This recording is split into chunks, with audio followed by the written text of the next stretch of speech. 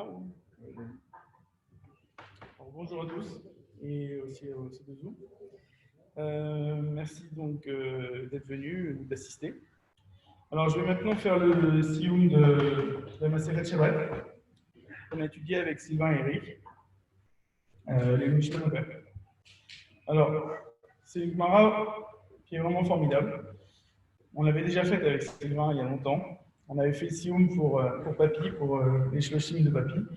Et justement, voilà, donc on le fait maintenant, on fait Shabbat pour mon père. Cette Gemara, elle a un sens spécial pour moi. Je me souviens, moi, mon père, il voulait étudier avec lui. Il y a longtemps, justement, quand il a su qu'on faisait aussi, du coup, les Nishmat Papy, il a voulu nous rejoindre en cours de route. Et évidemment, on n'était pas experts du confinement et de Zoom, et du coup, ça n'a pas pu se faire. Et justement, c'est ça qui m'a en quelque sorte fait faire une erreur. Du coup, le jour de l'enterrement, vous savez comment c'est, enfin, j'espère pas pour tout le monde, mais on est très perturbé. Et du coup, lorsque j'ai parlé, j'ai dit une bêtise. J'ai dit quelque chose, j'ai dit que pour son père, donc on a fait le Sioum Hachas, tout le monde, tous les enfants et petits-enfants, on a fait le Sioum Hachas. J'ai dit que mon père, il avait fait la Maseret Shabbat, alors qu'il a fait Baba Batra. Bon, elle n'est pas si facile non plus, mais il avait fait Baba Batra, et je m'étais trompé, j'ai dit qu'il avait fait Maseret Shabbat.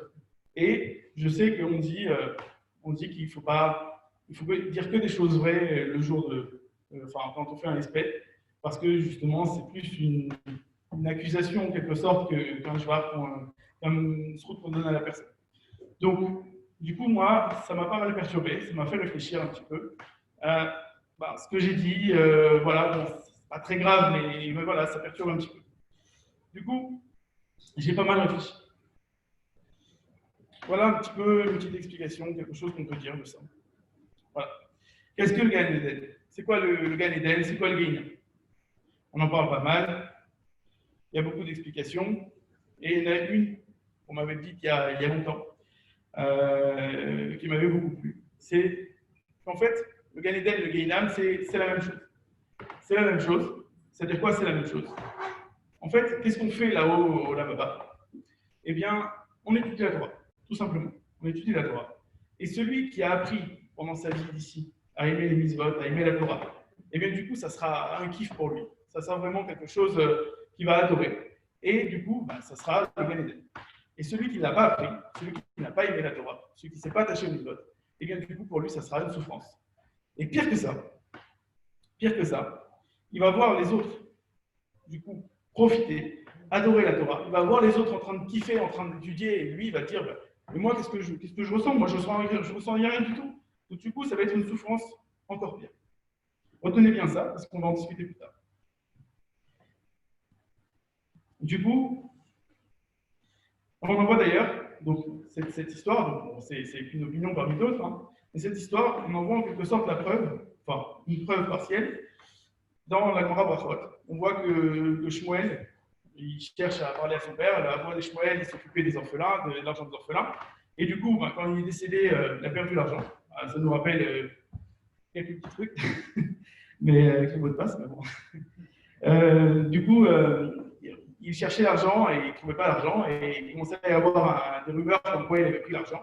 Du coup, qu'est-ce qu'il a fait, Shmuel? Il a essayé de rentrer en contact avec son père, et donc il a parlé avec l'ange du Olam Haba.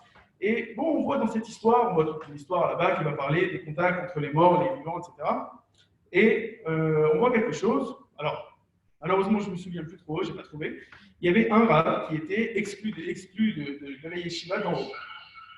Il y avait un rab qui était exclu de la yeshiva d'en haut, et du coup, on voit bien qu'il y avait une yeshiva d'en haut. Du coup, on voit bien qu'ils étudiaient la Torah là-haut aussi. On voit bien qu'il y avait une place, on dit voilà, il va y avoir une grande place pour toi, donc on voit bien qu'il y a cette yeshiva d'en haut. Donc ça, c'est une preuve qu'on voit dans la Gemara. Donc du coup, ça renforce en quelque sorte cette opinion-là. Maintenant, Moi, j'ai entendu aussi autre chose. Une fois, encore une fois, je n'ai pas la source, je suis désolé, que la Neshama, là-haut, elle n'a pas accès à toute la Torah qu'elle peut étudier. Elle a accès uniquement à la Torah qu'elle a déjà vue, qu'elle a déjà au moins parcouru un peu. Du coup, avec cette idée, on comprend encore plus la souffrance des Niftarim qui n'ont pas du tout étudié. Puisqu'ils vont voir les autres, ils vont voir qu'ils étudient, et ils vont voir qu'ils ont accès à des choses qu'ils n'ont pas. Maintenant, je me dis quel meilleur cadeau qu'on peut faire à son père que de lui envoyer un colis, une mara toute neuve, qui pourra, j'espère, étudier là-haut. À vrai dire, les Hashem dans 7 ans, j'espère qu'on se retrouvera tous en bonne santé et qu'on fera le Sioum Masachet, le Sioum Malachas, les Nishmato. Bon, maintenant on va parler d'Agmara. Donc souvent les Masachet, elles finissent par des agadotes, par des histoires, donc c'est assez facile à développer, c'est assez joli. Bon, on tire de beaux discours pour un Sioum. Ben, Shabbat, c'est pas trop le cas. Bon, c'est pas particulièrement spécial, mais il n'y a pas beaucoup d'histoires, on ne va pas donc du coup rentrer dans les détails. Du coup, moi j'ai cherché autre chose. On est maintenant en Rosh Chodesh Elul, en plein dedans. J'ai donc choisi un autre endroit, je vais vous parler de la Tchouva. La Gemara d'Af Fnunbet, elle va commencer par parler de la vieillesse. Et pour parler de la vieillesse, elle va citer Colette. Donc alors, c'est assez joli, c'est assez poétique. Justement, on voit dans Colette, on fait toute une allusion. En fait, on développe toute une partie qui est je vous donne un peu le style. Voilà, les sous-groupes de la team Bachou, quand les portes de la rue seront fermées, alors c'est quoi les portes? C'est les orifices de la personne. Et quand le bruit de la main sera faible, c'est l'estomac qui fonctionnera plus bien. Et quand on les oiseaux, alors les oiseaux, c'est qu'en fait ils se réveillent, il a un sommeil léger, etc. Et qu'ils n'entendent plus bien. Et bon, et la Gemara va rentrer en détail sur la vieillesse et surtout la décadence de la vieillesse, malheureusement, et de voir comment le corps commence à ne plus fonctionner correctement. Donc, on continue. Ensuite, donc, du coup, elle passe sur l'évolution logique. Ah, malheureusement, c'est la mort. Et du coup, et après ça, elle va parler de l'importance qu'on a de rendre sa neshama telle qu'on l'a reçue. Et le cas neshama shenatatabi teora, on reçoit une neshama qui est teora, qui est pure, et on se doit de la rendre en l'état. La Gemara amène un machal assez connu. Un exemple, donc c'est quoi rendre en l'état, à quoi ça ressemble? Ça ressemble à un roi qui prête à ses sujets un bel uniforme, un beau costume, et qui leur dit rien de spécial dessus. Du coup, la Gemara dit, les intelligents, ils vont le ranger, ils vont l'utiliser que pour des choses propres, ils vont vraiment l'utiliser de manière parcimonieuse et faire très attention à cet habit-là qui appartient au roi, et ça se passe. Et les tipchim, les idiots, ils vont aller dans les champs, faire leur travail avec. Et du jour au lendemain, le roi il va arriver et il va leur dire toc toc, rendez-moi la vie. Et là, ils arrivent, les intelligents, tiens, voilà, on a la vie magnifique, venez à table avec nous. Et les idiots, il va s'énerver contre eux, il va mettre cet avis au pressing, et puis justement, ces personnes-là, on va voir leur sort. Bon, le pressing, évidemment, c'est une allusion au Guéna. Du coup, c'est quoi leur sort à ces gens-là? C'est de les voir manger, de les voir simplement manger, et de ne rien faire, de ne pas pouvoir manger avec eux. Et la Gemara, elle rajoute, elle dit non, attention, ça, c'est pas suffisant comme sort. En réalité, c'est pas seulement de les voir manger rester debout, et ils ressemblent à quoi? Ils ressemblent juste à des chemachines, à des gens qui font le service. Alors, il dit non, ça s'asseye avec eux, ils les voient manger, et ils font rien, et ils ne mangent pas. Ils sont exactement dans la même situation qu'eux, et ils ne font absolument rien, ils ne peuvent pas manger. Du coup, on commence à voir un petit peu la ressemblance avec ce qu'on a dit plus haut. La ressemblance, évidemment, vous l'avez vu, c'est que quand on va pour étudier la Torah, on voit les autres qui en profitent, et nous, on n'en profite pas nous. Maintenant, comment rendre sa neshama telle qu'on l'a reçue? pose cette question. Le Rav Israël, une fois, il a convoqué tout le monde à 3 h du matin ou à je ne sais pas quelle heure, et il leur a dit écoutez, j'ai une annonce hyper importante. Alors il y avait un bon fou, qu'est-ce qu'il va nous dire le Rav Israël à cette heure-ci? Ça va être quelque chose d'exceptionnel. Et il leur a dit bah, écoutez, voilà, on a beau faire Teshuvah, la Neshama, quand on l'a tachée, elle reste entachée, et c'est tout. Alors là, on s'étonne, on dit c'est quoi la tchouva? La tchouva, c'est pas justement de nettoyer ses neshama, c'est quoi? C'est quelqu'un qui a fait tchouva, normalement c'est quelque chose de bien. Donc comment c'est possible de dire que la neshama, elle reste entachée? Eh bien voilà, on va reprendre sur notre mara. Comment comprendre du coup? C'est quoi la halakha de la tchouva? La halakha de la tchouva, c'est les trois étapes principales, le Rambam, etc. C'est avouer la faute, regretter et ne pas recommencer. C'est quoi ne pas recommencer? Ne pas recommencer, c'est ne pas recommencer dans la condition où on a été exactement dans la même situation qu'on n'a pas recommencé. Maintenant, on comprend peut-être le lien avec le Gemara. C'est quoi ne plus dans la même condition? Quand on a fauté dans quelles conditions? Souvent, c'est quand on est jeune. Quand on est jeune, pas quand on est vieux. Quand on est vieux, la Gemara vient et va en long, en large nous expliquer à quel point le corps change et du coup, les tentations, la vigueur, il n'y a plus rien. Il n'y a plus rien et il n'y a plus justement cette fameuse tentation qu'on a dans la jeunesse. Du coup, une tchouva qui aurait été faite sur des fautes de la jeunesse lorsqu'on est vieux, j'ai envie de dire, c'est un peu tard. C'est un peu tard. Ça veut dire quoi, c'est un peu tard? Ça veut dire que maintenant, je ne suis plus dans la même situation. Qu'est-ce qui me prouve maintenant, en étant jeune, que si maintenant je me retrouve en face d'une femme, si je me retrouve en face je sais pas, de la nourriture, par la maladie, elle a perdu le goût, il a perdu l'envie, il a tout perdu.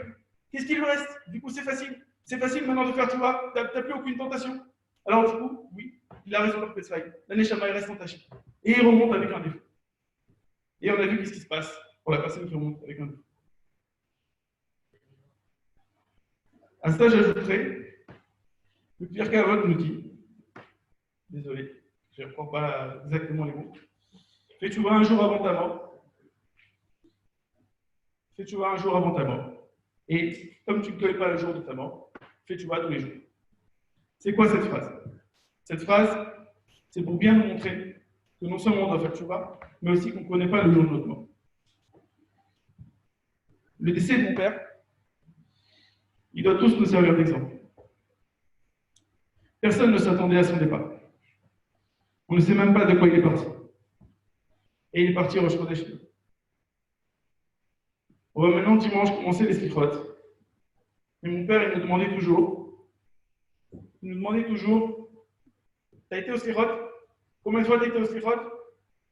C'était pareil tout le temps, le slichot. Et bien maintenant, on va continuer à le faire, mais après son départ. Je vais finir maintenant la Masechet Shabbat.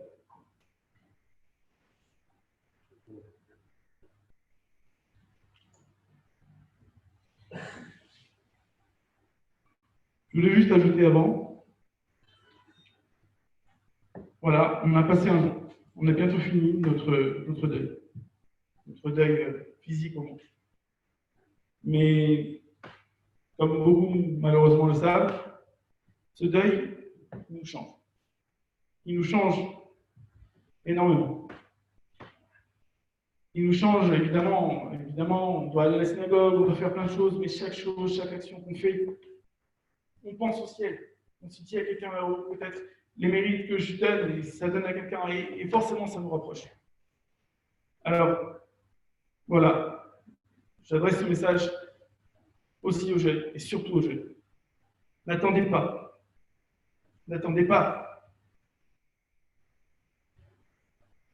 que quelque chose de grave arrive avant de faire tchouva. On est Rosh Chodesh Elul, pensez à ça.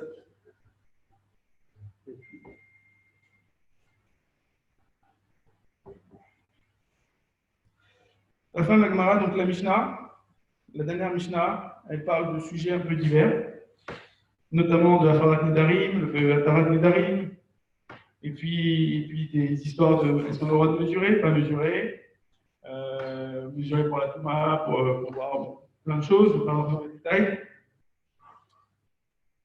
Je vais juste peut-être faire la partie qui concerne le dernier petit bout. Donc, elle raconte une histoire, justement, de, voilà, Maaseh Bimé, ça c'est dans la Mishnah, Maaseh Bimé Avi, chez David Sadok, Bimé Abba Shaoul, Ben Batnit. Il y a eu donc une histoire donc, avec le père de David Sadok et à l'époque de Abba Shaoul Ben Batnit. Je sais pas, Kikou est Amao Bifia. Et donc, ils ont fermé donc, la fenêtre avec un pot, un flacon en terre cuite. Et le cacherou est un Megdera Pegimi. Et du coup, ils ont attaché ce fameux pot de terre avec un roseau. L'IDA, Imiesh Bagit, côté artefact, donc ils ont en fait utilisé cet outil-là pour mesurer, faire une mesure pendant le Shabbat. On sait qu'on n'a pas le droit de mesurer. Donc ils ont utilisé cet outil-là pour mesurer si oui ou non il y avait un espace dans cette fissure. Parce que le pot était fendu. Donc pour mesurer s'il y avait cet espace-là, eh bien ils ont utilisé un limite, etc., un roseau. Mais des vrais, et de là, on a appris que chez Pokeki, Momedrin, Bikoshrim et Shabbat. On a appris qu'on a le droit donc, du coup, de mesurer, de boucher, de mesurer et de nouer pendant Shabbat. Alors, pour comprendre de quoi il s'agit d'un pot qui sert à fermer une ouverture pour éviter que la Touma de Noël elle passe dans la maison. Donc, il y avait un mort dans une ruelle et la Touma, pour pas qu'elle rentre, ils ont mis ce pot qui bouche, qui ferme l'accès à la Touma. Donc, ça, c'est le bout de la Mishnah qui va nous intéresser. Et donc, à la fin, c'est assez amusant. Donc, on a Oula. Oula qui est donc, un roi, quoi. Oula, il est à l'Evereshgeluta. Donc, il est parti à la maison de Rashgeluta. Il est arrivé à la maison de Rashgeluta, du chef là-bas de l'exil. Et Chaziel et Rabba Barabuna. Et il a vu Rabba Barabuna. Deyativ Be'avna de Maya Kamacharle. Et qui s'était assis dans une baignoire et il a mesuré pendant Shabbat. Alors bon, on parle de l'eau fraîche, évidemment, de l'eau froide. Je ne sais pas si d'ailleurs il y avait de l'eau, mais un schéma il était arraché, donc du coup, c'était bon, il y avait a priori de l'eau froide, parce qu'on n'a pas le droit de se baigner à l'eau chaude Shabbat. Et donc du coup, il est en train de la mesurer cette baignoire. Alors Marley, il lui a dit, là, à Rabba Imar d'Am Rabbanan, que maintenant, quand ils ont dit, il lui a déjà fait le reproche, quoi. Imar d'Am Rabbanan, Medina de Mitzvah. Dans quel cas ils ont dit qu'on a le droit de mesurer, là, ici, dans le cas que les ont mesuré là-bas? C'était dans une mesure de Mitzvah. Maintenant, de la Mitzvah, mais amour, est-ce que vraiment, pour le cas de la Mitzvah, ils ont vraiment parlé, ils ont dit qu'on avait le droit de mesurer pour rien? Alors, du coup, il leur a répondu à Marabuna, pardon, à Marley, Mitrasek et Almana. Moi, je suis en train de m'occuper, je passe le temps. Je passe le temps avec ma baignoire. Et donc, du coup, comme je n'ai pas de but et que je ne suis pas en train de vraiment faire une mélacha, je mesure ma peau pour voir combien j'ai, je mesure, etc. Là, ici, il ne s'agit pas de ça, c'est juste quelque chose de stable, il est en train juste de mesurer. Alors, du coup, dans ce cas-là, c'est pas intéressant. Adran Allah, mi chercha vesikale, maseret Shabbat, vedot Adran. Adran Allah, mi chercha vesikale, maseret Shabbat. Adran Allah, mi chercha vesikale, maseret Shabbat.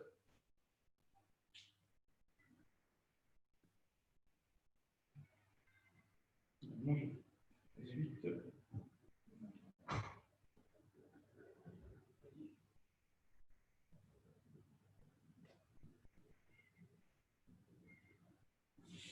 Quelqu'un le.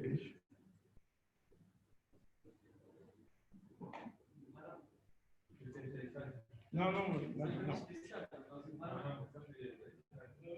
J'ai une Mara, hein, j'ai pas fait. C'est juste qu'il y a beaucoup de pages. Oui, je suis en train de chercher.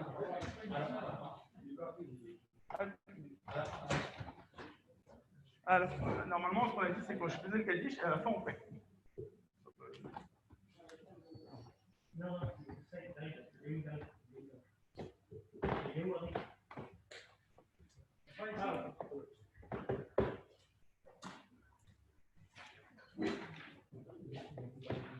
T'as pas fini?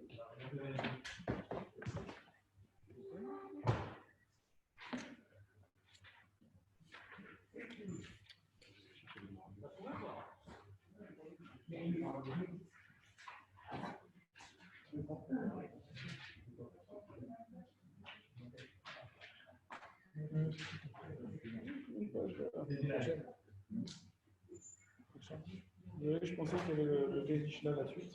Ah, voilà. Tiens.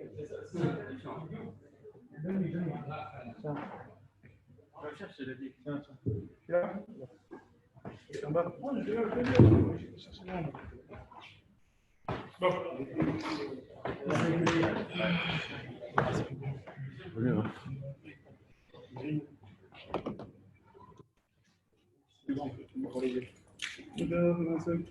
Bon, מסכת שבת, והדרך הלן, הדרך הלן מסכת שבת, ודרך הלן, لا نشي مناخ مسخت شبات ولا نشي مناخ لا بعلماء الدين ولا بعلماء داتي يرسم لي في النخا ناي ولا بتنو شتي تغلقها ولا بتنو بعلماء زي وهي عمان ولا علماء بقى خلينا بقبا رمي بقبا نحن بقبا أخاي بقبا أباي ماري بقبا أفرام بقبا رخيش بقبا سكر بقبا دابا بقبا أدابا بقبا دارو بقبا הערב נאדוני אלוהינו את יבט אותך בפירות ובפיות עמך בית ישראל ונהיה אנחנו צאצאינו עמך בית ישראל כולנו יודע שמך ולמדי תורתך לשמה מאויבי תחכמני מצוותיך כי לעולם היא לי יהי ליבי תמים לחוקריך למען לא יבש לעולם לא אשכח מפקודיך כי בא חייתני ברוך אתה אדוני למדני חוקיך אמן אמן אמן סלע בית מודים אנחנו לפניך, אדוני אלוהינו ולאבותינו, ששמת לחלקנו מיושבי בית המקדש, ולא שמת לחלקנו מיושבי קרנות, שאנו משכימים והם משכימים, אנו משכימים לדברי תורה והם משכימים לדברים מטלים, אנו עמלים והם עמלים, אנו עמלים ומקבלים שכר, והם עמלים ואינם מקבלים שכר, אנו רצים והם רצים, אנו רצים לחיי העולם הבא, והם רצים לבאר שחר שנאמר ואתה אלוהים תורידם לבאר שחר אנשי דמים מרמה לא יחזו מהם ואני אפתח בה ירצון לפניך אדוני אלוהי כשם שעזרתני לסיים מסכת שבת כן תעזרני להתחיל מסכתות ספרים אחרים ולסיים ללמוד ולמד לשמור ולעשות ולקיים את כל דברי תלמוד תורתך באהבה וזכות כל התנאים והאמוראים ותלמידי חכמים יעמוד לי וזרים שלא תמוש התורה מפי ומפי זרעי וזרע זרעי עד העולם להתקיים בי והלכך ותנחה אותך ושרבך תשמור עליך וכתובתה ההיא תשיחך כי בי ירבו ימיך ויוסיפו לך שאלת חיים ואורך ימים מימיניה ושמאלה עושר וכבוד אדוני יעוז לעמודנו אדוני יברך עמו בשלום יגדל ויתקדש מרבה בעלמדי הוא עתיד להתחדעה ולחיה מלתיה ולהסקה יתהוד לחיי עמה ולמבנה את קרתא ירושלם ושלחלה בגבה למרכב פלחנה נוחאה מנערה ולתאווה פלחנה דשמיא דעתה וימליך קודשה ברכו מבנחות וקרב ויסלחו בני וקרב ומשחל לחייך ובימיך ופיידך בית ישראל ברך עליו בזמן קריב ואמרו אמן יהא שמי רבה מברך ויעלה ועמי עלמי יברך משתבח ולגבר ותקומה מתנשא ותהדר ותעלה ותהלל שמי דקדשה וריחו ואילן כל ברכתה ושירתה תשבחתה מנחמתה אדם ירון ועמה ואמרו אמן על ישראל ועל רבנן ועל תלמידיון ועל כל תלמידי תלמידיון ועל כל מן דעסקין ואורייתא דיברת הדין ואיתי בכל אתר ואתר יהי לנו ולנו לכל שלמה חינה וחסדה וחיי אריכי ובני רביכי ורחמי ומין תודה מלאה בריש שמיה ורבי מואמן יהי שלמה רבן שמיה חיים סבר וישועה ונחמה ושזבה ורפואה ולהצלחה וכפרה ורבה והצלה לנו לכל עם ישראל ומואמן עושה שלום ממומיו וברחמיו יעשה שלום עלינו ועל כל עם ישראל ומואמן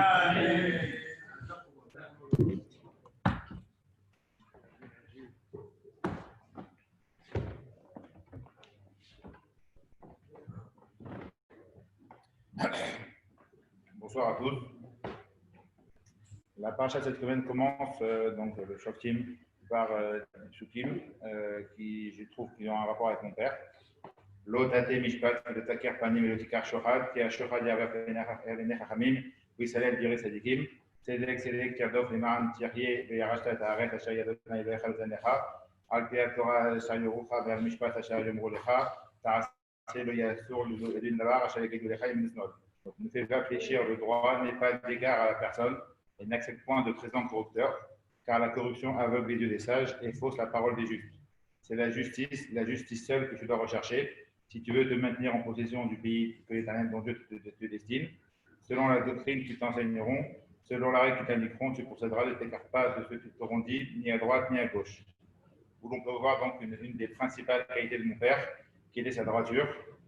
Il était pour lui inconcevable de chercher à contourner la halakha, de prendre un crack pour un logiciel qu'il n'a pas payé, de profiter d'une mutuelle ou d'une assurance si ce n'est pas clean, de faire une faute pour lui, on ne devait pas paraître religieux et se montrer, et derrière faire toutes les magouilles possibles concernant la halakha, ou parce qu'il y a une perte ou un gain d'argent, devenir plus cool sur certaines choses. Quand Rabban Gamliel était nasi, donc il avait mis un gardien devant le Beth Midrash et ne laissait entrer que celui qui était pareil à l'intérieur qu'il était à l'extérieur. Et je pense que c'était le cas de mon père. Il ne disait pas une chose devant nous et il faisait l'inverse dans l'intimité. Dans la paracha, par la suite, on voit pour le roi Rak lo yarbelo sousim, velo yashivet ha'am Israëma, leman arbot sous, wa doshem matama alachem, lotosifun nashuva derech al zeirod. Seulement, le roi donc, ne doit pas entretenir beaucoup de chevaux et ne pas ramener le peuple en Égypte pour augmenter le nombre. L'Éternel vous ayant déclaré que vous ne reprendrez plus ce chemin-là désormais. Pour ceux qui ont connu mon père, il était très généreux et il n'a jamais cherché à s'enrichir réellement. Il n'a jamais cherché à avoir une belle voiture. Il se suffisait de peu. Quand il voyait quelqu'un tout seul pour Shabbat ou pour les fêtes, il cherchait à les inviter. Il a travaillé pour payer ses études. Il n'a jamais voulu demander de l'argent même à son père. Il voulait se débrouiller par ses propres moyens. Toute sa vie, il a toujours respecté le Shabbat et les fêtes. Même quand il a fait des concours et qu'il y avait un concours au Shabbat, il a tenu bon. Quand il a fait l'armée, où c'était trop juste l'hiver pour rentrer au Shabbat, il s'est arrangé avec le commandant et qui lui a autorisé à quitter plutôt le CRTT. Sa dernière année, 3 fois par semaine, il faisait les dialyses. Dès le départ, il a fixé ses jours par rapport au Shabbat en choisissant le lundi, mercredi et vendredi. Quand les fêtes de Tishri sont arrivées, il a mis en danger sa santé pour changer les jours de dialyse et ne pas aller le jour de Rosh Hashanah, ni celui de Kippour ou de Sukkot. Et on a été très fatigué. Jusqu'à ce qu'après plusieurs chutes de tension, le médecin lui a dit qu'il mettait sa santé en danger et qu'il ne fallait plus changer ses dates. Il a alors accepté de faire sa dialyse le jour du octobre, mais en demandant d'abord au rabbin comment il fallait faire. Ça lui a fait très mal d'aller le jour du Yom Tov. Et quand la dernière année, les médecins lui ont dit qu'il n'avait pas le droit de venir à Kippour, il a pris la nouvelle avec des larmes. Sans bien sûr remettre en cause les paroles du rabbin et de la halakha. Cela a été très dur pour lui. Là où beaucoup auraient été contents de ne pas jeûner le jour de Kippour. Je pense qu'il a pu partir le jour de Rosh Hashanah et Elul, car il n'avait pas besoin de faire les slichot, même s'il appréciait beaucoup cette période jusqu'au jour de Kippour inclus. Je me souviens encore chaque année, quand les slichot commençaient, et jusqu'à bien après Kippour, il mettait un CD en boucle au bureau et dans la voiture, avec des chansons et les airs des slichot.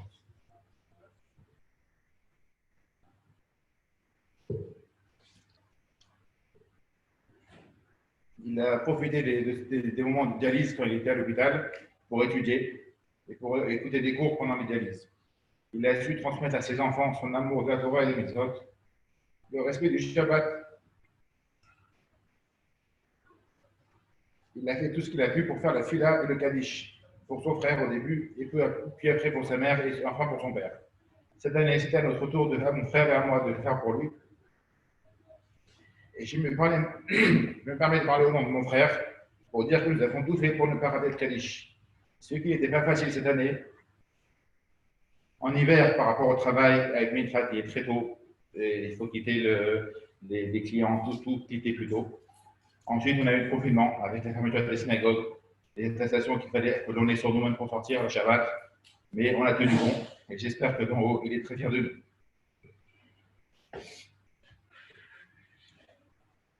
J'aimerais parler un peu du Kaddish. Déjà, qu'est-ce que le Kaddish? Le Kaddish est une louange instituée par les sages de la Grande Assemblée après la destruction du premier temple. Le nom du vin ayant été profané par ces événements douloureux qui causèrent la ruine d'Eretz Israël et la dispersion du peuple juif aux quatre coins du globe. Nous demandons dans le Kaddish que son nom soit à nouveau élevé et sanctifié. Le Kaddish a été composé en araméen afin que tout le monde le comprenne, qui était la langue parlée après le destruction du temple à l'époque. Le Zohar dit que le Kaddish, qui est formulé en araméen, réduit l'emprise des forces du mal et l'honneur de Hachem s'élève. Alors Dieu se souvient de son nom profané par les goïms et ses enfants en déroute. Il comporte 10 expressions de louange. It Gadal, grandi. It Kadash, sanctifié. It Barach, béni. It Pahar, glorifié. It Romam, exalté. It Nasé, élevé. It Tabar, loué. It Hadar, vénéré. It Hadé, magnifié. It Halal, célébré, qui sont en allusion aux 10 paroles avec lesquelles Hachem a créé le monde. Voici une histoire rapportée qui nous relate l'importance du Kaddish pour un proche. Un jour, Rabbi Akiva vit un homme noir comme du charbon et sans habit qui ramassait du bois en toute hâte. Il l'arrêta pour l'interroger. Qui es-tu? Il lui répondit, j'ai peur que les gens responsables de mon cas me réprimandent. Rabbi Akiva insista et lui demanda, qui es-tu et quelles actions as-tu faites? Je ne fais pas partie des vivants et chaque jour on m'envoie pour ramasser du bois pour me brûler. Qui étais-tu avant ta mort? J'étais encaisseur des impôts et j'ai causé la mort de nombreux pauvres qui n'avaient pas de quoi payer. Rabbi Akiva lui demanda, as-tu entendu dire que de ceux qui te jugeaient s'il y avait une réparation pour ton tort? L'homme lui répondit, aucune réparation, j'ai juste entendu que si j'avais un fils qui dirait le Kaddish, on mettrait un terme à mes souffrances. J'ai laissé ma femme enceinte avant de mourir. Après l'avoir interrogé sur son nom et sa ville, Rabbi Akiva se mit à la recherche des enfants et quand il le découvrit, il s'aperçut qu'il n'avait même pas été circoncis. Il lui fit la Brit Mila et lui apprit l'alphabet, les bénédictions et la prière. Puis il l'emmena à la synagogue pour dire le Kaddish.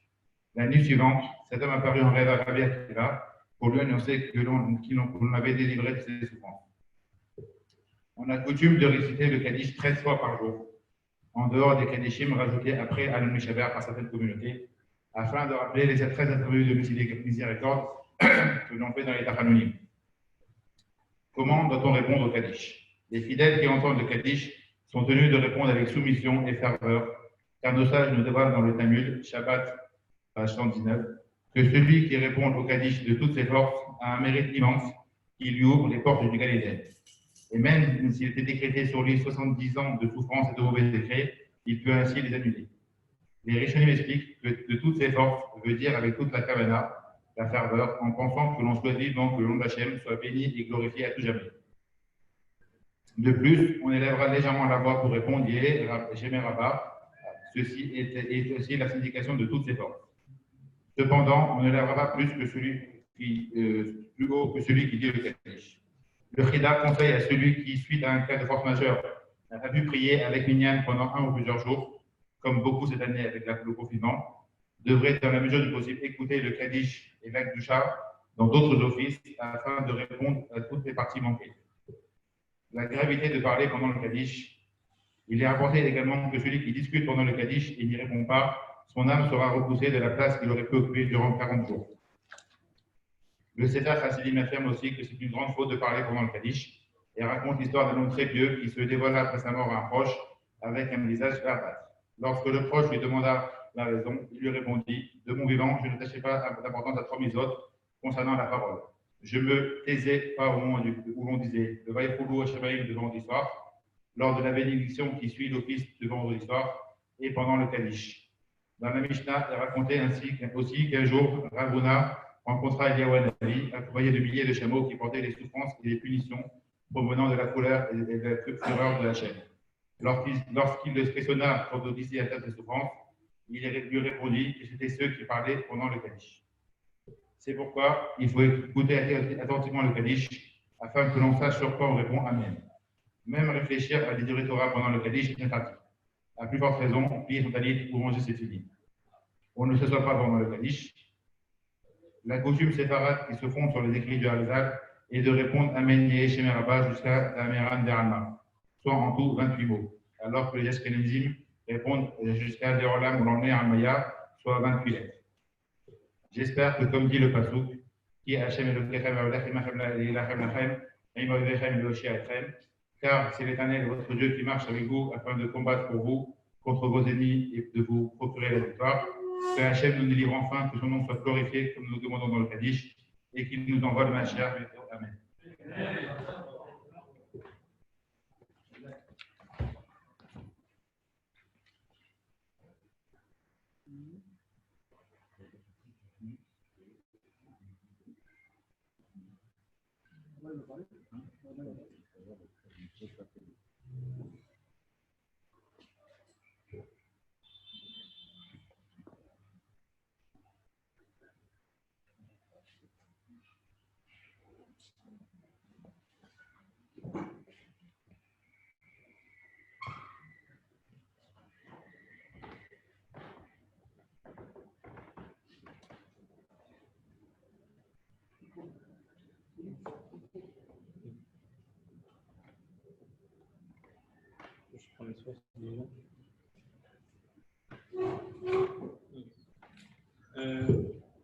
C'est bon là?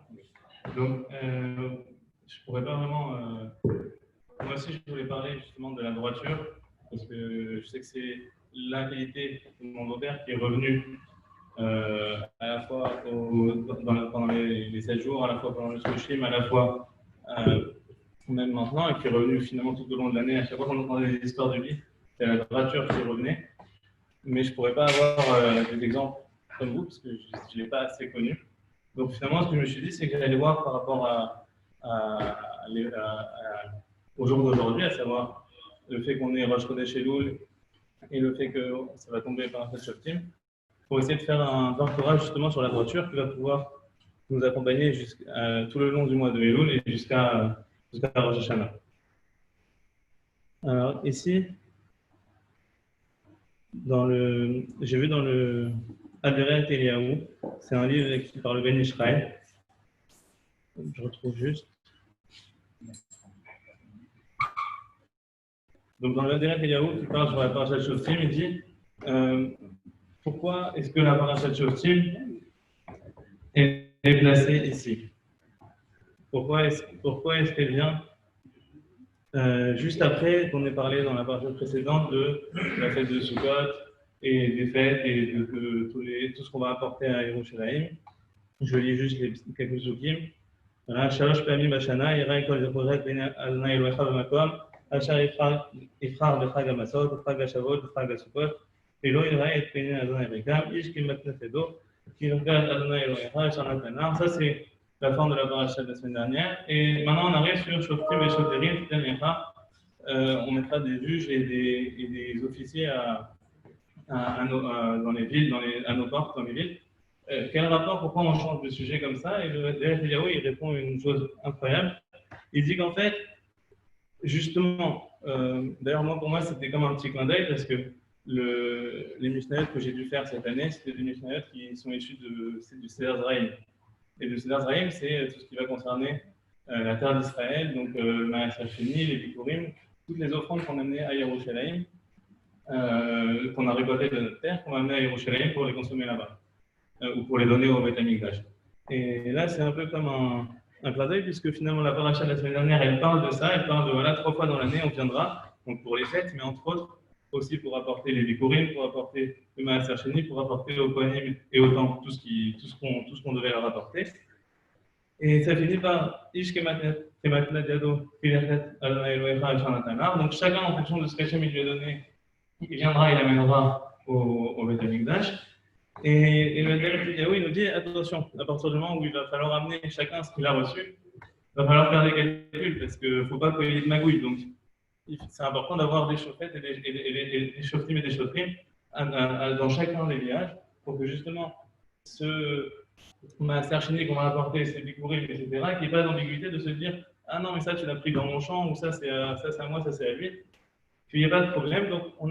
Donc tout de suite, la Torah, elle nous dit, mitzvah, mettez des chaufferettes et des chaufferim dans vos villages, histoire qu'il n'y ait pas de problème et d'embrouille au niveau du clan d'Israël pour amener justement tout ça au Beit HaMikdash.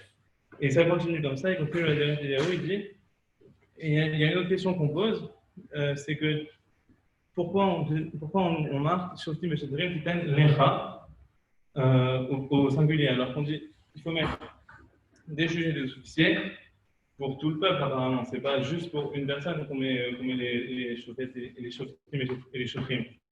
Et il répond qu'en fait, effectivement, donc il y a une mitzvah pour tout le clan d'Israël de mettre des Shoftim et des Shoftim dans les villes et dans les villages pour qu'il n'y ait pas d'histoire entre les Israël. Et il répond une deuxième chose, que effectivement, même dans un prat, même chacun pour soi, on a l'obligation de se mettre des Shoftim et des Shoftim, ou ça dans toutes nos portes. Et alors là, il explique c'est quoi les portes. C'est tous les si on veut, tout ce qui nous permet, c'est l'essence, c'est tout ce qui nous permet à l'échelle individuelle de recevoir ou d'envoyer de l'information, à savoir nos yeux qui vont faut faire attention à ce qu'on regarde, les oreilles, faut faire attention à ce qu'on écoute, pas écouter de la shonara et de motijimra, etc. La bouche, il faut faire attention à la fois à ce qu'on va manger, ce qu'on va faire rentrer dans la bouche, parce que ça va devenir nous, et donc il faut que ça reste quelque chose de cachère, d'intègre comme il faut. Et à la fois ce qu'on va dire, justement, de ne pas sortir de la shonara et de motijimra aussi. Et donc il nous dit, donc c'est à la fois une mitzvah qui est pour tout le peuple d'Israël, à la fois une mitzvah qui est pour chacun individuellement. Et là dans ça, et donc il dit qu'il faut mettre les shoftim et les shoftim. Et c'est qui les shoftim et les shoftim au niveau individuel? Ça va être le sechel et le lev. Ça veut dire qu'à la fois il va falloir avoir le sechel de réfléchir avant de faire rentrer quelque chose en nous. Voilà, est-ce que ça, je peux le voir ou je ne peux pas le voir? Est-ce que ça, je peux l'entendre ou je ne peux pas l'entendre? Est-ce que je peux le dire, pas le dire? Ou est-ce que je peux le manger ou non, c'est pas cachère? Donc ça, c'est la réflexion.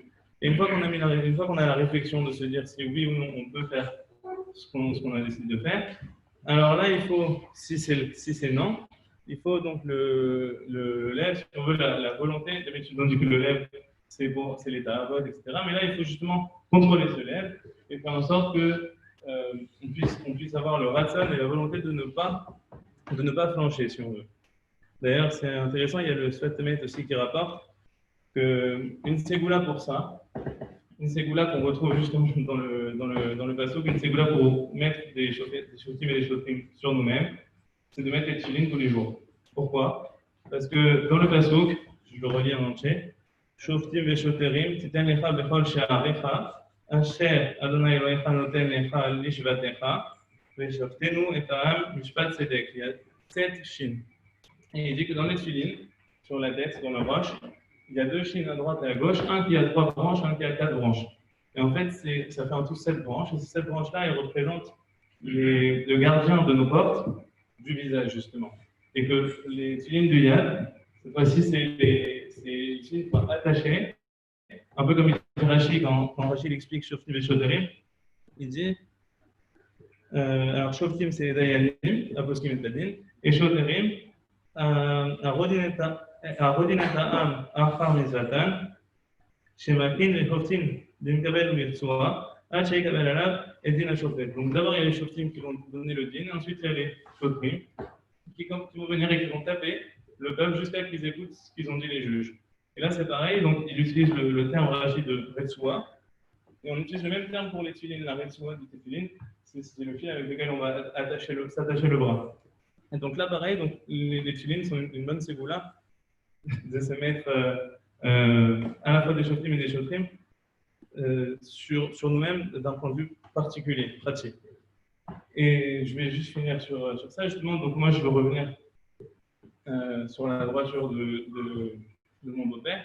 Et je pense que, même si je n'ai pas forcément d'histoire de sa vie à raconter à ce niveau-là, je pense que ça peut être intéressant pour lui, qu'on réussisse à garder un cap pour que justement on puisse mettre des shoftim et des shotrim sur nous pendant tout le mois de Elul. Et juste pour garder justement le cap, un peu comme un sportif qui va faire un sprint, il faut qu'il garde fixement l'objectif, sinon il ne va pas être au maximum de ses capacités. Et donc l'objectif, j'ai vu un truc très intéressant, c'est l'objectif, c'est Rosh Hashanah. Et Rosh Hashanah, dans la Gemara Rosh Hashanah, c'est bon? Oui. Donc, l'objectif du sprint là, du mois de Elul pendant 30 jours, ça va être Rosh Hashanah. Donc, pendant 40 jours, ça va être mais on va rester sur Rosh Hashanah. Voilà, dans Rosh Hashanah, on nous dit que c'est quoi Rosh Hashanah? C'est que tous les hommes ils vont passer devant Hachem, donc pour le jugement. Comment? Comme Kedem Aaron. Ça, c'est connu. Tous les ans, on le répète. Et Kedem Aaron, c'est quoi? On explique à chaque fois, c'est que voilà, il y a un enclos avec tous les moutons. Et il fallait compter le nombre de moutons pour faire le maaser. Donc, on faisait une barrière comme ça, voilà, hop, la taille que d'un seul mouton. On fait passer tous les moutons. Et tous les 10 moutons, on va prendre un pot de peinture. On lui met de la peinture sur lui. Tous les 10 moutons, on fait comme ça sur tout le troupeau. Comme ça, on a exactement le compte du maaser. À la fin, tous ceux qui ont une tache de peinture sur eux, c'est eux qu'on va pouvoir offrir au maaser au Beth Amikdash. Et il y a dans le Lev Eliyahu un sefer du Rabbi Odlokian qui dit, c'est pas le seul d'ailleurs, mais il a une belle réponse. Il dit pourquoi on nous compare justement à des moutons? Pourquoi on ne compare pas simplement à on va au tribunal, il va y avoir un jugement, il faut se faire beau, il faut se faire propre, il faut trouver tous les bons arguments, faire notre dossier. Pourquoi on nous compare à des moutons? Et là, il donne une réponse très intéressante et je pense qu'il faut la garder en tête justement tout le long du mois de Elul. Il dit parce qu'en fait, le mouton, il ne se rend pas compte quand on lui a mis une tache de peinture, oui ou non. Lui, il passe dans la barrière. Et comme il y a la laine, il ne va pas se rendre compte si lui, il s'est fait marquer une tache ou pas. Et du coup, c'est ça qu'elle dit la Gemara, c'est que le clan général de tout le monde, dans la Rosh Hashanah, c'est que tout le monde va passer comme des moutons. On ne va même pas se rendre compte qu'il y a un jugement, qu'on a été décrété ça sur nous.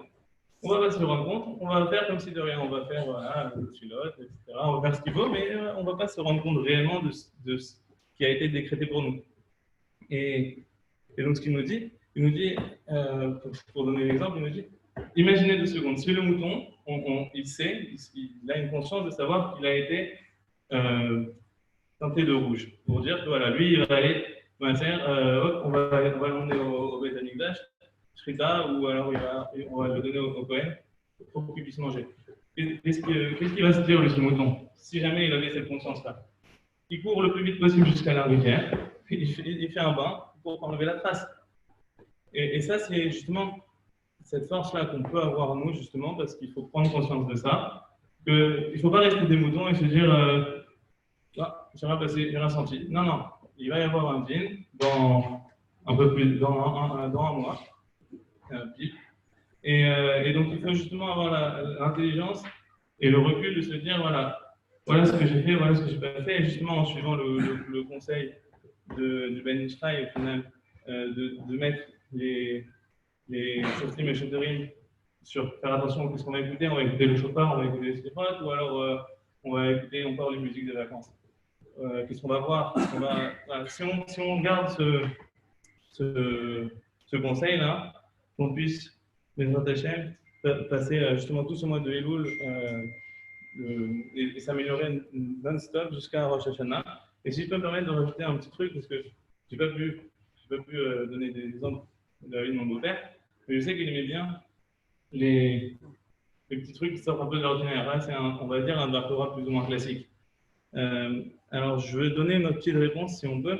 C'est que justement, cette tâche-là, comment l'enlever? Donc, on nous donne tout le temps des exemples, tous les ans, toujours la même réponse. La tzedaka, la tzedaka, la teshuva et la tefila, ça sauve des mauvais décrets. Donc, en fait, c'est la tzedaka, la teshuva et la tefila qui vont nous enlever cette tâche rouge qu'on peut avoir, qu'on espère ne pas avoir, Bezrat Hashem. Mais donc, c'est la tefila, la teshuva et la tzedaka qui va retirer ça. Et en fait, moi, je me suis dit, c'est marrant parce que dans le Pirkei Avot, il ne faut pas aller très loin. Il suffit d'aller dans le deuxième Pirkei Avot, je vais vous le dire. Une seconde. Voilà. Donc, Moshe Kibel Torah, c'est le premier. Voilà, deuxième Pirkei Avot. Shimon HaTzadik Aya, Misharek Neset HaGedola. Donc, Shimon HaTzadik, il venait des hommes de la Grande Assemblée. Wayomer, et lui, qu'est-ce qu'il disait?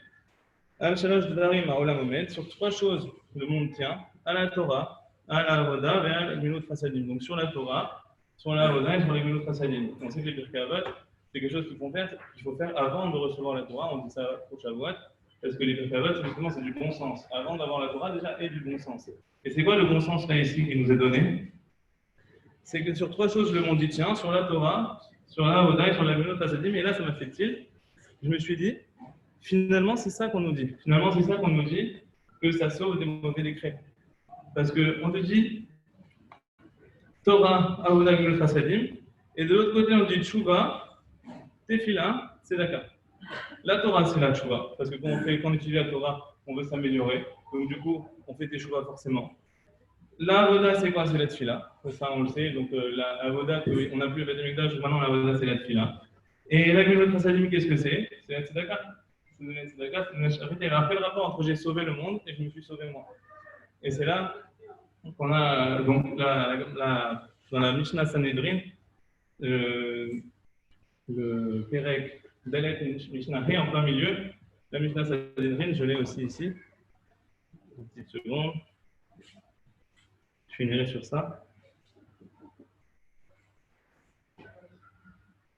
Voilà, en plein milieu, la Mishnah Sanhedrin Perek, donc Dalet Mishnah He, nous dit.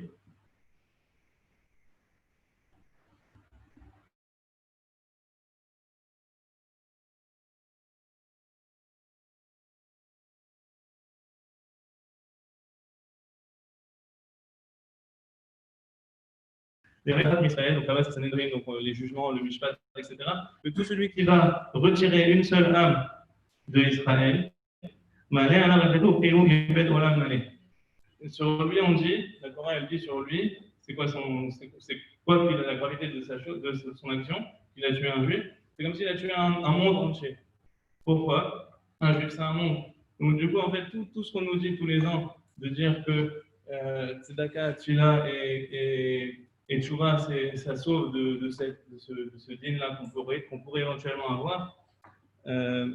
Justement, c'est en fait de sauver nous-mêmes, de sauver notre propre monde à échelle pratique, à savoir par la Torah, la Avoda, la Gemilut Chasadim qu'on retrouve dans les Pirkei Avot. Et donc, si on réfléchit un petit peu, c'est du bon sens.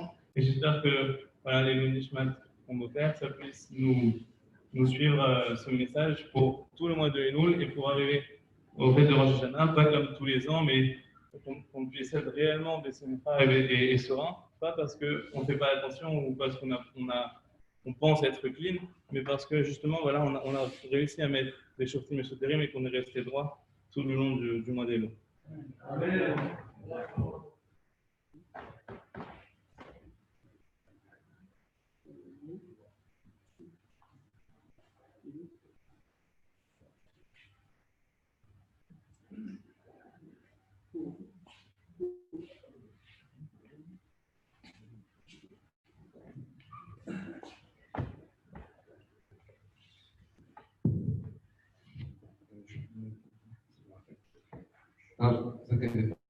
Je vais être court.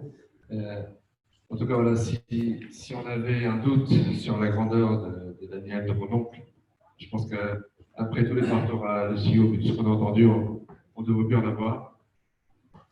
Moi, je suis tombé sur un pasteur sur la paracha et rapidement, quelque chose qui a un rapport avec lui et puis avec ses enfants aussi par la suite. Quelque chose qu'on connaît tous, le pasteur qui dit Tamid Tiei Hashem Elokecha. Intègre, droit. Alors il y a plusieurs traductions éventuelles pour ce mot. Mais voilà comment il faut être avec Hashem, il faut être Tamid. Alors la première traduction simple de ce pasteur, sans rentrer d'abord dans Rashi, c'est simplement être discret. On nous demande de faire des mitzvot de façon discrète et de ne pas en faire tout un radar et toute une publication à chaque fois qu'on fait une mitzvah, il faut faire une zéoda et un truc. Et je pense que toutes les qualités qu'on a pu écouter, je pense que ça fait largement partie d'une de ces grandes qualités qu'il avait durant son vivant, puisque maintenant, on peut nous dire, puisque on dit Miktat Vachosh à la dame des Fanav, on dit une partie des louanges devant une personne lorsqu'elle est là, mais on peut dire la totalité lorsqu'elle n'est plus là. Et nous qui écoutons et qui l'avons connu, on comprend clairement qu'on connaît qu'un peu de l'iceberg et il manque une grande partie qu'on ne connaissait pas. Et c'est ça, le sens simple. Maintenant, pour la plupart, vous devez sûrement connaître Rashi. Rachid, très souvent un peu bavard, mais qui là ne l'est pas du tout. Il nous dit qu'est-ce que c'est Tamim? Alors il a toute une paracha, il a l'air d'être mimout, marche avec lui intègrement, Tetzapenu, espère-le, ne cherche pas après l'avenir.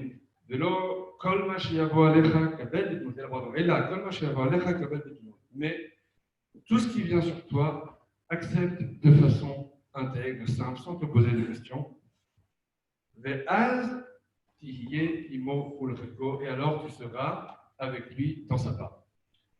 Alors, il y a beaucoup de questions sur ce rachis. Tout d'abord, simplement que, de toute manière, ce n'était pas la peine. Tamim, si on reprend la Torah, ce n'est pas la première fois qu'on le voit. On l'a déjà vu au sujet de Lot, on l'a déjà vu au sujet d'Abraham.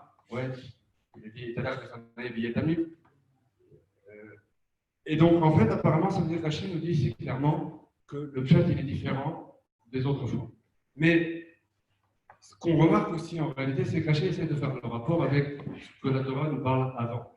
Juste avant, Akadosh Baruch Hu dit que, vous savez, je renvoie les goyim pour venir et vous mettre à leur place parce qu'eux font des bêtises. Quelles sont ces fameuses bêtises?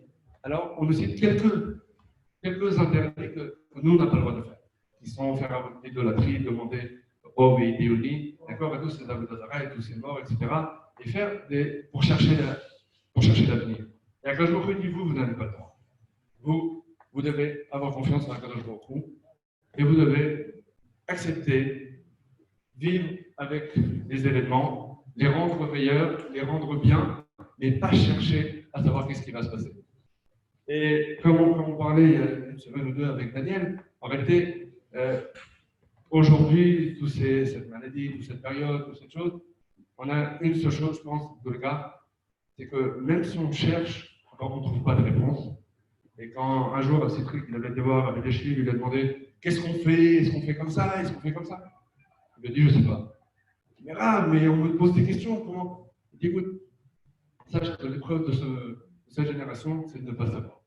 Tout simplement parce qu'Akadosh Baruch Hu, il veut qu'on se fie au maximum à lui et qu'on fasse nos efforts et nos mitzvot, notre Torah, mais en faisant le moins possible de recherche pour savoir qu'est-ce qui se passe demain, laisse tomber. De toute façon, tu ne sais pas, ça n'a pas d'importance pour toi. Et là, il y a Akadosh Baruch Hu, les Az, quand tu finis Rachid, il y a l'Echeleko ou l'Nachalato. Et Rachid, il apprend ça d'où? Comme ça explique le Rabbi de Lubavitch, il apprend ça, en fait, que de la manière que Akadosh Baruch Hu dit, les goyim, ils ont cherché l'avenir, ils ont fait Vodazara, etc., je les ai renvoyés. Vous, si vous me faites confiance, alors, je vous donnerai une récompense. Et en réalité, dans cette période si compliquée, dans une année pas comme les autres,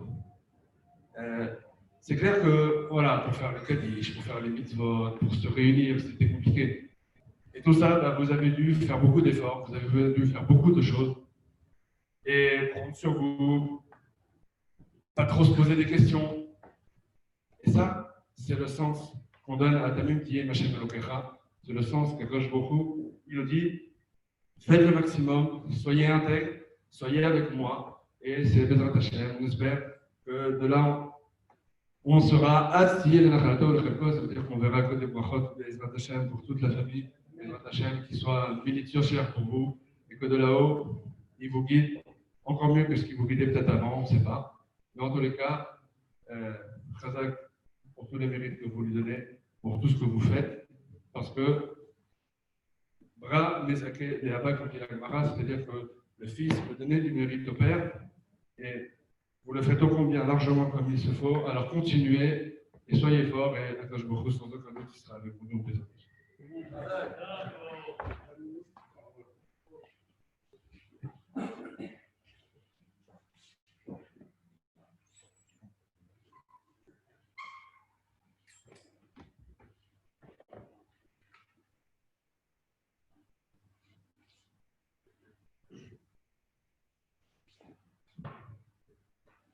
On va dire quelques sujets Torah.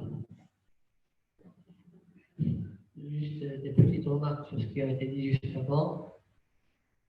Il ne sait pas si aujourd'hui il les guidera mieux. La réponse est que oui. Après la mort, on a les bras plus longs. On est délivré de notre corps, donc il faudra Hashem. Deuxième remarque. Ça marche. Deuxième remarque, Sylvain a dit, je ne sais pas si il est fier de nous. Moi, je suis sûr qu'il est fier de ses enfants, des garçons comme des filles. D'accord? On a parlé déjà le 11e mois. On a vu, on a développé un petit peu tous les efforts qui ont été avancés et faits pour son Ilou Nishmato. Et chacun d'entre nous a besoin d'élever son âme. Même si tout ce qu'on a entendu comme chef, ça montre que c'était une personne de qualité. Kishmoken Daniel, droit, la chambre digne. Et je me rappelle, il y a un an de ça, je crois que c'était aussi Parashat Shoftim. Voilà. Shoftim, justice, le jugement, Daniel, ça corrobore, ça correspond bien.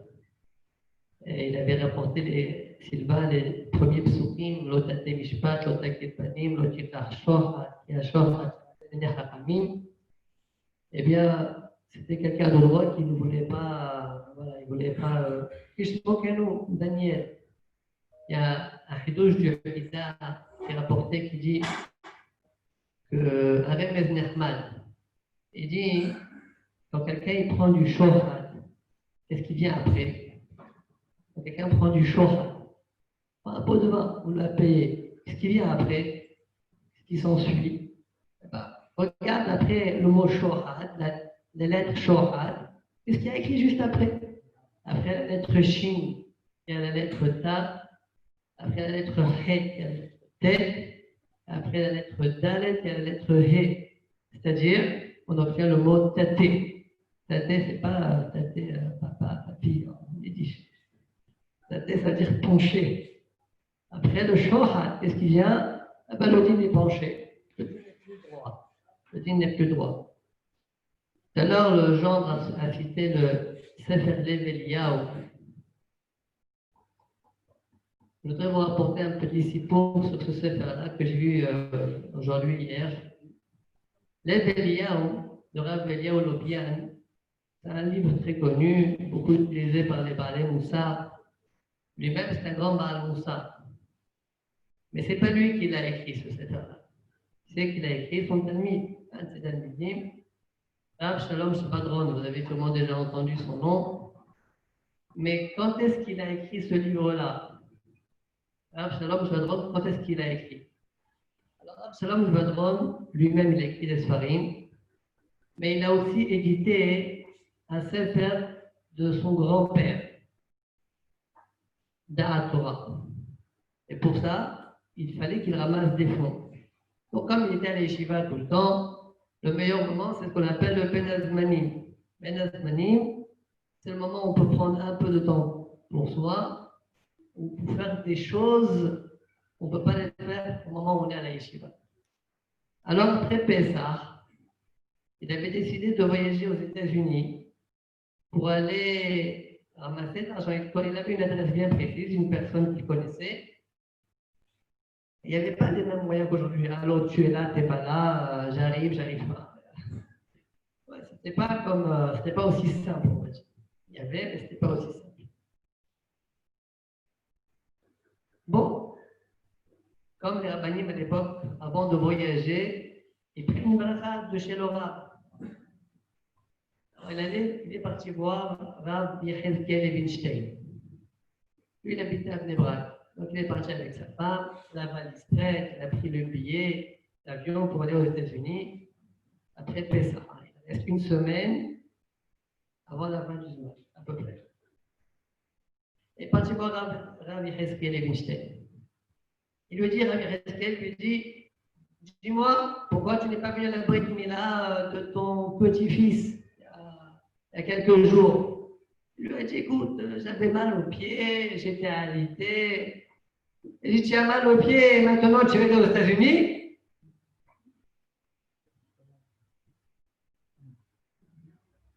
Ok. Il a repris sa valise, il a dit à sa femme, on rentre à la maison. Alors, le Hacham qui raconte cette histoire, il s'appelle Rav Reuven Kallenstein. Il est décédé il y a quelques années de ça, une dizaine d'années peut-être, un peu moins. Il raconte, il dit, cette histoire que je vous raconte aujourd'hui, vous ne pouvez pas vous imaginer la grandeur de Rav Shalom Shvadron, un Chacham. Mais regardez comment il était mitvatel par rapport à ce que le Rav lui a dit. Si on était à sa place, qu'est-ce qu'on aurait dit? Écoute, acheter des billets, bon, ça c'est pas encore une tana très forte. Tana écrasante, c'est j'étais fatigué, je ne le suis plus. J'avais mal aux pieds, maintenant mal au rachel, tout va bien. Quelle question? Rien du tout. Le Rav, il a dit, j'ai des tanotes, c'est vrai, tout. Le contexte n'est pas le même. Mais tout ça de côté, le Rav a dit, bon, quelle est la suite de l'histoire? Il rentre chez lui, etc. 2-3 jours plus tard, il est invité à un endroit, et qui avait dans cet endroit-là, Otto Gevir. La personne chez qui il devait aller aux États-Unis, en fait, elle se trouvait en Israël depuis déjà des semaines. Donc, s'il avait argumenté et qu'il serait parti, il se serait retrouvé là-bas tout seul. Il aura tout perdu. Voilà, c'est quoi Emouna Hakim. Je rapporte cette histoire-là. C'était l'Abeliyahu. Il avait dit, son père, le Rav a dit, l'Alaha, c'est comme ça, il ne bouge pas de l'Alaha. Il ne commence pas à slalomer. l'Abeliyahu, il rapporte aussi dans la parashat de Shavua, שופטים ושוטרים תיתן לך בכל שעריך. Ici, un Shla Kadosh. Le Shla Kadosh dit, il rapporte un Sefer Yetzira, Miyuchas l'Abraham Avinu. Et là-bas, le Sefer Yetzira, il dit que dans le Nefesh, il y a 7 Sha'arim, 7 portes. Les 2 yeux, les 2 narines, la bouche, les 2 oreilles. Il y a cette, il faut savoir, du Kabbalah, que, vous savez, on se lave les mains dans les mains, on se lave les mains. On nous a jamais demandé de nous laver les bras, ouais, le corps. Tu veux manger du pain, lave-toi ton corps. Pas de trucs comme ça. On nous demande, lave-toi les mains. Pourquoi on fait? Alors il faut savoir que ce qu'on appelle les chisonim dans le sol, dans la Kabbalah, ils ont une emprise là où il y a des orifices, là où il y a des articulations. Donc, les mains, ouais, beaucoup d'articulations ici. C'est la raison pour laquelle les mains, c'est même dans les pieds, mais c'est un autre nidon, d'accord? Là aussi, là où il y a des articulations. Mais ça aussi, c'est beaucoup moins concentré que là, au niveau des mains. Et donc, les orifices qui sont dans la tête, les 2 yeux, les narines, la bouche et les oreilles. Alors, dit le Shla Kadosh, il utilise le Sefer Yetzira, il dit le Shla Kadosh, Shoftim v'Shotrim, b'chol she'arecha. Tu sais, il faut que tu mettes un juge et un policier dans tous tes orifices. Savoir quoi regarder, quoi entendre, quoi parler. La colère. Le nez, c'est la colère, ouais. Haronaf. Dit l'Abeliyahu, et c'est quoi Shoftim v'Shotrim? C'est qui le chauffet et c'est qui le choter? C'est qui le juge et c'est qui le policier? Il dit le juge, c'est le cerf. La tête. Réfléchis, il faut ou il ne faut pas? Il faut que j'aille, il faut que j'aille pas, il faut que je regarde ou pas, je dis ou je ne dis pas, j'entends ou pas, je crie ou je ne crie pas. Pour de son plan, comme on va, non? Non, c'est pas bon. D'accord? Qu'est-ce que je vais faire? Ça, c'est le cerf qui tranche. Bon, mettons le cerf qui l'a tranché. Est-ce que l'application va s'en suivre ou pas? Alors maintenant, il y a le SRA qui vient et dit exprime-toi, tu es un homme. Vas-y, montre qui c'est le patron ici. Qui? Regarde, pourquoi pas, profite de ce monde. Demain, tu ne seras pas là, tu es en vacances. Lâche-toi. Bon, ça, c'est le SRA. Donc après le chauffeur, il y a le choter. Le choter, le policier, il veut, s'il fait quelque que faire un policier.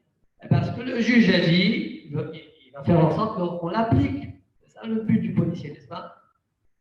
En théorie en tout cas. C'est comme ça. Le chauffeur a décidé quelque chose, le choter va mettre en application. Et c'est qui le chauffeur? Bon, le chauffeur, on a dit, c'est le serret. Et c'est qui le chauffeur? Le chauffeur, c'est qui? Le chauffeur? C'est qui le chauffeur? Hein? Lorenzo. Le cœur, il peut t'amener là où tu as envie d'aller. Hein. Il va te faire la femme. Alors, je l'ai fait lire. Il dit le chauffeur, c'est Sifré Moussa, Irat Shamay. Irat Shamay.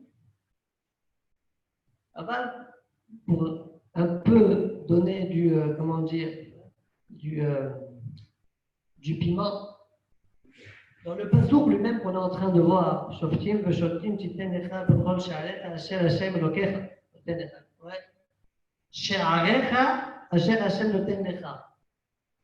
Tu sais, les shi'arim que tu as là, mon ami, des yeux, tu entends, tu parles, tu marches. Ouais. Tu sais tout ça, hein? Sha'arecha asher natan Hashem, c'est Hashem qui t'a donné. Comment alors tu oserais faire de ce qu'Hachem lui-même t'a donné contre sa volonté? Comme on l'a dit tout à l'heure, c'est du bon sens. Comment je peux utiliser un cadeau qu'on m'a donné contre celui qui m'a donné? Ravot Adelavot, il rapporte un machal, il avait un petit enfant, ouais, donc 3 pommes. Il dit, papa, lève-moi, s'il te plaît, lève-moi. Alors, le papa lui dit, mais qu'est-ce que tu veux? Tu veux que je te lève pour voir quelque chose? Tu veux me faire un bisou? Non, je veux te mettre une claque. Bon, il faut bien comprendre que l'enfant, il est un peu, ouais. Il dit, le robot d'aller va BMF, chacun d'entre nous, eh bien, c'est cet enfant-là. Allah nous a donné des choses et on les utilise contre lui. Il nous a donné les yeux, on fait du mal. On a une parole, on fait du mal. On a une langue, on fait du mal avec. Allah qu'on t'a donné, tu utilises contre.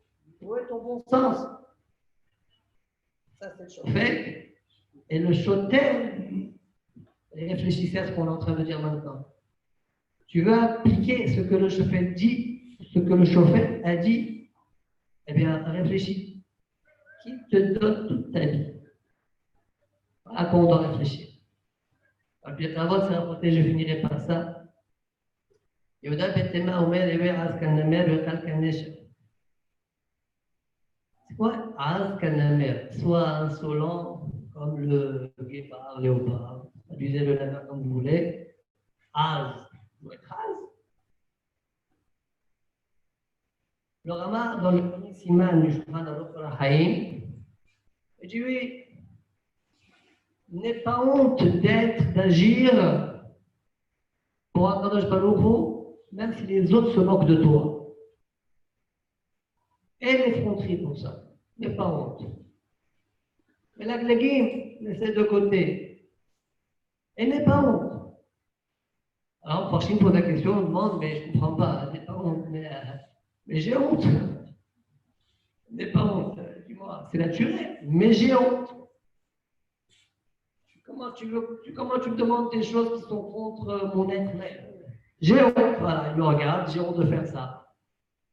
Je m'habille sniout, j'ai honte, toute la famille passe sniout. Moi, je suis comme ça, ils vont se moquer de moi, allez, il fait beau, lâche-toi, c'est quoi, arrête de faire ce qu'on, etc. J'ai honte.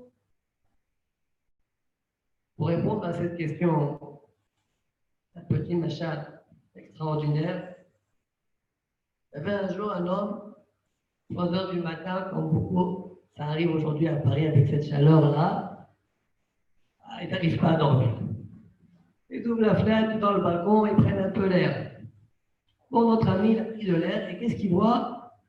Il voit un bonhomme en train de courir avec une valise. Il court avec une valise. Voilà.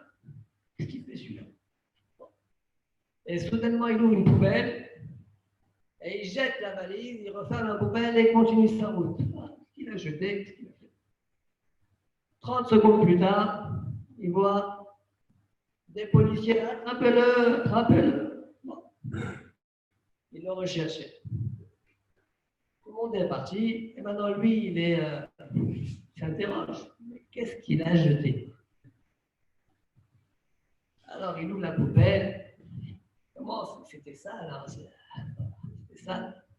Bon, la curiosité l'a vaincu. Il est descendu dedans, on a peine comme ça, toute sale. Et il regarde, il voit des billets de 100 euros. Des billets de 100 euros comme ça dans toute la poubelle. C'est extraordinaire. Il a volé une mallette ouais. Et il commence à prendre un billet, 2 billets, il pousse le sac de poubelle par-ci pour prendre un 3e billet, 4e billet. Et puis, le soleil se lève. Le soleil se lève et les gens passent à côté de lui. C'est qui celui-là? Regarde le clochard. Ouais. Regarde comment il est. Qu'est-ce qu'il fait le bonhomme? Allez jusqu'à demain. Vous ne savez pas ce que j'ai trouvé. Il continue, 4, 5, 10 billets, 15 billets, 20 billets. Puis un autre passe. Ah, la foule maintenant. Et tout le monde commence à se moquer de lui. Et lui, parlez jusqu'à demain. Alors dit le Haram, il dit c'est exactement ce qu'une personne doit se dire pour ne pas avoir. Habite-toi à ce niveau, ils vont se moquer de toi. Sache que chaque instant, eux se moquent. Toi, tu es en train, à ce moment-là, tu es en train d'impacter un pactole énorme dans le ciel. C'est ton souhait. Dans ce cas-là, tu auras 0 honte. Au contraire, tu seras joyeuse de faire ça. On parle à madame, tu seras joyeuse de faire cela. Je finirai juste par ça. Parchim explique c'est quoi? Kal, léger comme l'aigle. Il explique que ce passage-là parle Yata'ain, comme on a parlé tout au début. Il dit l'œil ne se contrôle pas. On marche, on voit. Ouais, comme toi, on a vu quelque chose de pas correct. Comme là, dans ma série de soldats d'après, elle nous dit le Isra, l'Osholet, et là, Bema Sherina Broot. C'est-à-dire, tant que tu ne vois pas, tu n'as rien à faire. Tu commences à voir des choses tordues et tu as laissé porte ouverte. Donc, le Tana nous dit sois léger comme l'aigle. Tu vois tout de suite détourne ton regard. Et j'ai vu dans les livres de Moussa, Or les Sion, de Rampension de Bachoul, si mes souvenirs sont bons, il dit vous savez, parfois une personne, elle voit une affiche, une photo, une affiche, une image, mais elle n'a pas bien vu. Alors, elle se dit mais ça ne doit pas être ça ce que j'ai vu. Qu'est-ce qu'elle fait à ce moment-là? Alors, on voit bien, parce qu'en fait, elle avait déjà bien vu. Et dis attention de tomber dans la tentation. Ne regarde pas. Reste 5 secondes sans regarder, tu vas oublier ton panneau, tu vas l'oublier.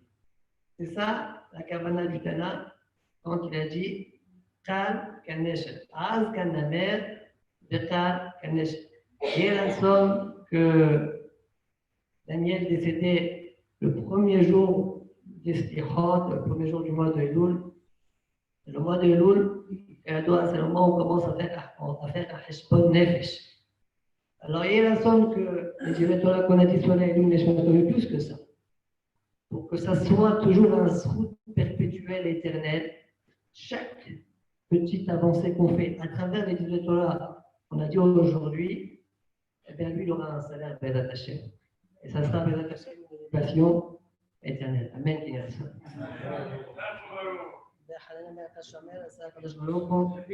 זכות ישראל, תפילה לבעלי כל המתשנים ולאחפת מעשתו, ונגיד תורה ויעדים. גדל והתקדש מרבה, מעמד ברק, וכותב וימליך, וכותב ויצמח, וכותב וקרב משחט, וחיי חוד, וחיי חוד, בית ישראל. بارك من يريد مؤمن نعم يا إبراء ويستبار بكرار والكمام متنسي بالهدار وتعليم الهلال شمين وشابر إعلام كل بختا شغتا شغتا بنحمتا دام يغني عن ماوي موامن عال إسرائيل عن ربنان مع التلميذيون مع كل تلميذيون ليدوي معسكين وعيتا فنشتا تبياتها زين نجيب فلتا وبيتا ليننا ونهود نخون شلما حنيا بخزدا بخيه أخيخي مزنير بخيه برحمه مين قدام لها ماري شميا ويغاب موامن هي شلما ربان شميا حي مسبع بشواء ونحما بشزبا وفروا وهولا وسلقا بخبرا برباح وسلام لا نقول عمو إسرائيل موامن عوسي شلم ورحمة بعوسي شلم علينا يعلق عمو إسرائيل موامن شباب Tout le monde a fait vite ou pas? C'est pas mignon, non? الشباب العام الأولى يحبون حمل التسعون سنة لابس النظام الخميس بابا حالي البيت وين هو حمل الغنين والقومي تشوين وبدأ الخميس يحط الخير صلي معنا